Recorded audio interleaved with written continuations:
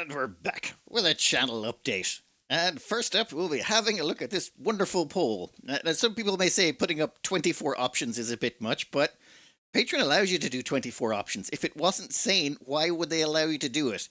Though it does seem I have pretty bad taste because there's still 35 people who think none of these options are any good and I should have made better choices, which is fair. This entire list was created entirely from my wish list. I took all the wish list of games I had because people will tell you stuff in the comments. Hey, have you ever heard of this game? And then you look at it and you're like, oh, that actually looks pretty good. I'll just wishlist that for later. Well, this was all of those. Well, not all of them. These were all of the ones that ranked highly. We put them through the normal rigmarole of rating them based on reviews and stuff like that. And this was the list we ended up with. The number one coming in, like a bit of a surprise for me, was Tropico 6. But the fact it's, dictator of a banana republic, I think it appealed to people. They thought this would sort of match with the channel. So this here is Tropico 6. Presidente. Between the peaceful and heavenly islands of the Caribbean, there's a sanctuary for young and old, rich and poor. What he means is, it's basically a colony sim or city simulator, and you get to steal stuff, like a lot of stuff. You get to. Well, actually, you know what? Let's just fast forward a little bit. Move your Tropicans like pawns on a chessboard, connecting your islands through various means of transportation, like buses, cable cars, and tunnels. Cool. And once you have your people where you want them, make the world your souvenir shop. The wonders of the world are for everyone, Presidente, and that includes you. So, why travel to other nations to view these monuments when they look so much better in Tropico? Indeed. So basically, experience the exceed robbery and looting, and take what you like. For Penultimo, for Tropico, for El Presidente. Yes. Okay, so we get to steal stuff and run a little tropical island in our own way. Wonderful stuff. So this is option number one. For option number two, workers and resources of the Soviet Republic, where we have to run a planned economy. And I have to imagine there's a lot of Ladas in here somewhere. And everything will be grey and rusty and drab. And there will be a lot of rain and concrete and lots of spreadsheets and a lot of numbers. Oh my god. Do we get to make any gulags for people who don't obey our orders? No? Okay. Oh. Yeah, I have a feeling like... this is basically another city sim. Why do I get a feeling like there's a large amount of patrons out there who are like, let's just do a city simulator? Oh, yeah, that is far more concrete than I would normally become. Oh, wow, that's... So there's a few screens we're going to have to deal with. Oh no. Yeah, let's, you know what, let's just move swiftly along. That's workers and resources of the Soviet Republic. It's sort of like Sim City, but with an economy. And this is going medieval. We've seen this one before, but it does float up to the top a fair bit. Basically, it's a colony sim, very similar to RimWorld in a lot of ways. Just 3D and probably not nearly as detailed, namely because, well, RimWorld's been around for like a decade or more at this point and has had time to cram in a lot of mechanics. This one seems to be more build a castle, it's all medieval setting, there's going to be no guns or plasma or anything like that, and it's basically... You have training for your troops now? Yeah, no, none of my settlements would ever look like that. There would be square boxes, of course. So, forget about the whole, any organic looking stuff. It's going to be grid-shaped. All of it will be grid-shaped, and we'll have to put in fire breaks, probably. Assuming it gets picked. Anyway, this is going to be one of the 4 options going up on the poll. But yes, going medieval. Promising contender. The last option was meant to be Planet Crafters. However, there has been a slight change in plan. You see, it was pointed out to me that I forgot about Project Zomboid, which actually got a lot of votes in the last poll, so I really should have included that. But it wasn't on my wish list because I bought it when it was on sale at some point because I figured I'd ended up playing it, which is why it was no longer on my wish list. But I couldn't really just sub it in at the last moment, I figured, because then I'd be, subtracting from the votes of the people who actually voted for what actually won, and the 4 that floated to the top. So I've come up with a compromise. So I am going to put Project Zomboid in as one of the 4 options. However, Planet Crafters I'm just going to take and do a quick run on. I looked at the 4 games that had floated to the top, and I figured out which one had the least playtimes. This one's about 16 to 30 hours or so to do Planet Crafters, or that's what the internet tells me. I figure I can knock that out on a weekend, just so long as I cut out some of the non-essentials. It should be grand. So option number 4 will be Project Zomboid, which I think I've showed this on here before, but basically it's a run around zombie survival thing where, okay, like everything is trying to kill you. You can cut your hand on a window jumping in and out of it because you broke the glass to get in the window, and then your hand gets infected, and then you die because you couldn't get your access to medicine or whatever it is. Or you break the window to get into a place, and the noise attracts some zombies, and then they attack you, and then you die. Or the weapon you're using breaks, and then the zombies kill you, and then you die. Or you use a gun, or you make too much noise, or, like, basically it's just a lot about dying, as far as I can tell. But when you die, you can just come back and start as a new person, and then you might actually find your old self wandering around aimlessly, trying to kill you again. So you could theoretically get killed by a previous character who got turned into a zombie and then came back for you. This is like a pretty old game at this point. This is 2012, 2013? But still very popular, it seems, namely because of, well, the aforementioned dying. People really seem to like games where you have to struggle and die a lot. They have a lot of lifespan in them, ironically. Anyway, this is Project Zomboid, option number 4. And this is Planet Crafters, the one I'm not putting on the poll because I figured I could just do a quick episode or two in the background to knock it out. As far as I can tell, there's no real enemy here. Well, the enemy is the environment. You just don't want to, run out of oxygen and stuff like that. You run around, you harvest stuff, and then you slowly build up a base. Well, hopefully not too slowly. And you build up a decent-sized base, and then you start generating oxygen and resources, and you eventually just start terraforming the planet. So I believe they've expanded it out now, and there's like multiple planets and moons and things. We'll just be doing the one planet, or whatever it takes to unlock the whole tech tree. It should be fairly chill, handy to do, just a lot of like figuring out how everything plugs together to turn a planet from barren into covered in animals. Like, are we going to bring genetic stuff with it? You know what? I'll worry about that later. This will be Planet Crafter. So, I suppose, long story short, I've still got to finish off Factorio, but I'm doing that like one episode a week. That thing just, it consumes too much of my brain. It's very painful. But once the Factorio's over, we'll have to do another series of Oxygen Not Included. I'm just holding off until Factorio's done because I can't seem to do both of those at the same time without my brain imploding a little bit. Still got to finish off like that RimWorld bit where we're trying to finish off their little afterworld base or retirement facility. And then I've still got to do Planet Crafter, which I should be able to smash out this tomorrow and next weekend. Yeah, like I can get it done today and over the weekend. It'll be fine. Then after that, it'll be whatever comes in on the poll. Whatever the poll wins, we'll be running in tandem with Factorio. So it'll either be Tropico 6, Workers and Resources, Going Medieval, or Project Zomboid. One of the 4. Then we're coming up on Christmas, and what I'd like to do for Christmas is knock out a whole bunch of tutorials that I've been meaning to do for ages, and then I haven't gotten around to them in so long, I'm going to have to go back and play the game just to figure out what's changed in the meantime so I can do a proper tutorial. But RimWorld needs a bunch of testing because they introduced a whole bunch of new weapons, so I kind of want to do a bunch on that. I have to do a Timberborn tutorial, X4, Space Haven, Manor Lords, and Medieval Dynasty. Tutorials I never got around to doing. I'm supposed to like play the games, and then at the end, do a tutorial so that next time when I come back to play the game, I can look at my tutorial and go, oh, that's how I used to play. But yeah, I haven't been doing that. I've been just jumping from one game to the next, and that's a bad habit that I have to stop. But long story short, Factorio on Mondays, and then after that it will be whatever the poll brings in. And if I could squeeze in a tutorial here and there before Christmas, it'll be great. But I'll probably take about 2 weeks around Christmas and just spend loads of time doing tutorials just to catch up on the backlog, if you don't mind. For some weird reason, people want to like keep up with the jigsaw puzzling stuff that I get up to on the side that Siobhan likes to go to, and I tag along because, well, it's good crack. But the first thing I'd like to get across is sort of like the vibe of the World Jigsaw Puzzle Championships, because I believe that kind of just, I think the vibe of the setting is more important than anything else. The first one is like, okay, this guy's Charlie, right? He's like the one of the presenters that does the World Jigsaw Puzzle Championships. Now, me and Siobhan went to a much smaller puzzle championships in the UK, and we were trying to get into the place. It was in some private school somewhere, and we had made our way outside, and we were trying to see a way in, but we were on foot. We just come off the train, like, and there didn't seem to be a walkway up, and we could see some other people who were also seemed to be having the same issue. And then Charlie drives up in his car, and I think he was looking for the place as well. He pulls in, and then he's like asking the jigsaw puzzlers, because they're obviously jigsaw puzzlers. They've got jigsaw puzzle gear on. They all like have unique T-shirts and stuff. Like it's a thing, right? It's known.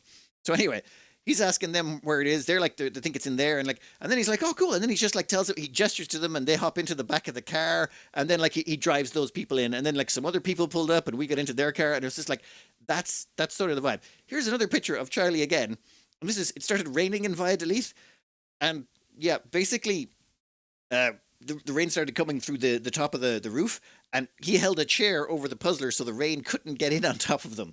Yeah, like, let's just say there's some some slapdash stuff going on here, but he holds it together. Like people just help each other out. So that UK one in the private school was very weird because I mean, it's a school, but it didn't have any bike racks, and it was freaking me out. I was like, why don't it have any bike racks? And it turns out it was a super rich school. Siobhan caught me in the. I managed to find a canteen, so I was sitting down comfy with a sausage roll, cup of tea, some Skittles. And it's like I got chatting to the staff as you do, and it's like, yeah, basically that place was so well off, that school. It was like it was a second mortgage to send your kids there, and their school going away thing, or one of them anyway, that year had been going skiing. Yeah, I don't think I'd never even heard of a school that had ski trips. Yeah, maybe the movies. Also, it turns out there was a pub across the road, and maybe had to do a little bit of a hike through their cricket fields, or was it their basketball fields, or was it their rugby pitch? I don't know. They had a lot of fields out front of this place, but I managed to find a pub across the road, and there was a young fellow working there who didn't seem to understand the price of the top shelf whiskies, so I was getting some really nice cheap whiskies over there. It was like wonderful break times. But Emma actually won the UK championships, which is a bit weird. If you're unfamiliar with Emma's like probably the fastest puzzler in Ireland. She's very, very quick at puzzling, and she went to the UK Championships because due to some shenaniganry left over from the whole UK-Ireland thing and Northern Ireland, basically Irish people were allowed to compete, which they have since amended, which I do not blame them in the slightest. I mean, if we had an Irish Jigsaw Puzzle Championships and someone from the UK would come over and won it, I'd be like, wait. So they have since patched out that glitch, so that exploit is no longer possible, thankfully. Well, I mean, I'm happy she won. Though, yeah, she always has this smile on her face whenever she wins that I can't quite put my finger on it, but I feel like I've seen that smile somewhere before. So I suppose what I'm trying to get across here in my own way is that the puzzling championships are just really casual and friendly and fun, and even if they weren't, I will still find a way to entertain myself. Oh my God, like one birthday, a friend of mine, gave me 2 tickets to the zoo so that me and Siobhan could go to the zoo. Neither of us were very motivated to go to the zoo at all. It took us 2 years to get around to that because what's the zoo? Yeah, now, surprisingly enough, when we did go there, it turns out there was a lot of couples. Also, the zoo signs were actually pretty fun. They seemed to have a sense of humor about it, but we took like a bunch of pictures to send on to the friend who had sent us those tickets because like it was literally a running joke in the household of like, hey, we got anything to do today? It's like, hey, we could go to the zoo. No, but seriously, what should we do? But anyway, yeah, we actually sent them a bunch of pictures. But afterwards, after we went to the zoo, after we did all that stuff, we went to the pub for like a pint afterwards, and then we plotted a route back to the bus stop that went by a whole bunch of charity shops. Because charity shops are a great place to find jigsaw puzzles. Secondhand jigsaw puzzles, you get them nice and cheap, and you have never seen someone as happy as Siobhan when she can find a jigsaw puzzle that she was already looking for, but she gets it for €2 or €3. She bounces up and down when she gets one of those. Or she finds a jigsaw puzzle that she's never even heard of this brand before. It's completely unique. Or it's like you'll find a jigsaw puzzle that's only available in Korea, and it's just in a secondhand store in the middle of Dublin for no apparent reason, and you've no idea how it got there. Super happy. Even going to the airport. I'm not one of those people who takes pictures of the plane, but I actually like airports. I mean, airports are basically chaos. You can like plug in your phone in the corner, no one complains. Tell me some other public place you can do that. You can roll out a sleeping bag and sleep in the corner. You can go into a place and buy a pint at 2 o'clock or 4 o'clock or 6 o'clock in the morning. No one blinks an eyelid. Those places are awesome sauce. Okay, not awesome sauce. I have a little bit of a ritual where I always have a pint before we head out, so long as we have enough time. Siobhan, well, depending on the time of day, she might join, but if it's a little early, she might skip out on those. So going to Madrid, then hopping on a train to Valladolid to go to the World Jigsaw Puzzle Championships? No bothers. I'll always find a way to entertain myself, especially considering they have free pour in Spain. Even if they're like the snacks they serve, they confused me in some places. Like the salty I get, but why is there sweets in with the salty stuff? It's confusing. But, hey, free pour, not going to complain, not even a chance. Oh, yeah, and at some point I should probably go over what the Jigsaw Puzzle Championships is all about. It's all about, like, doing jigsaw puzzles fast. So in the singles, like in this one here, you got like them doing a 500-piece jigsaw puzzle, and then what happens is they take out the thing out of the box, and then they have to take off. Actually, There's scandal here. There's always scandal. I mean, there's the amount of scandal that goes on in puzzle competitions you would not believe. It used to be that you had this cling film all over the top of the boxes, and there was special techniques people used to use to quickly take the cling film off, because they would say go, and then you would have to take the box out, immediately take off the cling film, and do everything all at once, and like the clock started the moment they said go. But now what they've done is they've got rid of the cling film because they wanted to be more environmentally conscious or something. I don't know, something like that. So now they've got these two little plastic tabs over the side, but the problem is you got to cut those plastic tabs, and you're not allowed to bring knives to customs. Siobhan got stopped at customs one time with a letter opener. Oh my god. Anyway, you you have to slice those open, and they give them these little plastic plectrum things for chopping them. Oh my god, they're so terrible. You think like, oh, it's a plastic plectrum, so I'd come from one side to the other. No. You have to push it into the center of where the little plastic tab is holding it on. Like I said, scandal on top of scandal. It's mad how much crazy stuff happens.